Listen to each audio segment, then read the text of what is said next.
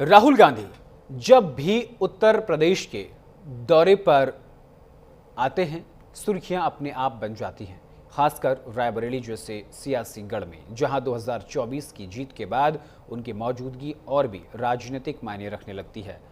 लेकिन इस बार जो हुआ उसने दिखा दिया कि मुकाबला अभी खत्म नहीं हुआ है, बल्कि असली लड़ाई तो अब शुरू हुई है। 2024 लोकसभा चुनाव में रायबरेली से शानदार जीत दर्ज करने के बाद राहुल गांधी एक बार फिर संसदीय क्षेत्र के दौरे पर पहुंचे। लखनऊ से रायबरेली की ओर जाते समय रास्ते में बछरावा के हनुमान मंदिर में दर्शन का कार्यक्रम तय था, लेकिन उससे पहले ही चुरुआ हनुमान मंदिर के पास बीजेपी की रणनीति ने राह रोक दी। उत्तर प्रदेश सरकार में मंत्री दिनेश प्रताप सिंह अपने समर्थकों के साथ हाईवे पर धरने पर बैठ गए। राहुल वापस जाओ के नारों के साथ माहौल गर्म हो गया। काफिला करीब 1 किलोमीटर पहले ही रोक दिया गया और लगभग 5 मिनट तक पूरा काफिला रुका रहा। बीजेपी कार्यकर्ताओं और पुलिस के बीच हल्की धक्का मुक्की भी देखने को मिली, जिसके बाद पुलिस ने दिनेश प्रताप सिंह को मनाकर धरना खत्म करवाया और काफिले को आगे बढ़ाया गया।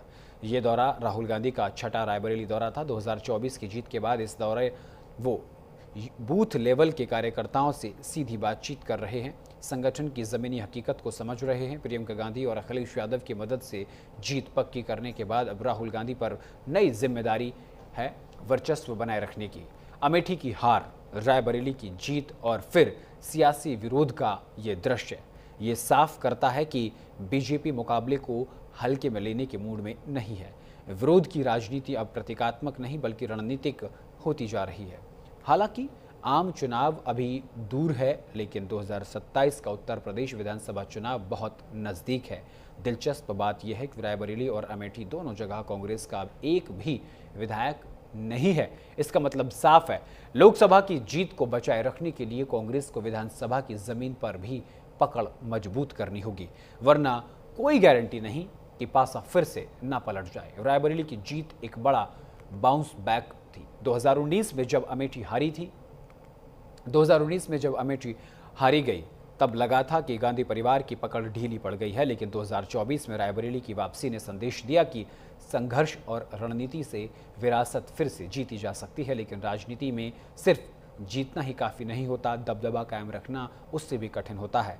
दिनेश प्रताप सिंह का विरोध प्रदर्शन यूं ही नहीं था। ये दिखाता है कि बीजेपी अब किसी भी सियासी हमले का तुरंत जवाब और जमीन पर देने के लिए तैयार है। विपक्षी नेता के काफिले को रास्ते में रोकना और सार्वजनिक विरोध ये संकेत है कि आने वाले समय में राह और भी कठिन होने वाली है।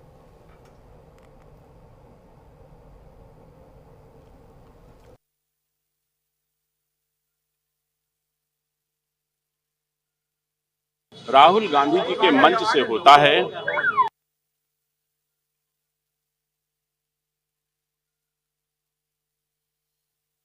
और राहुल गांधी जी के मंच से होता है और राहुल गांधी जी उस पर यह भी नहीं कहते कि हमारे कार्यकर्ताओं ने गलत किया।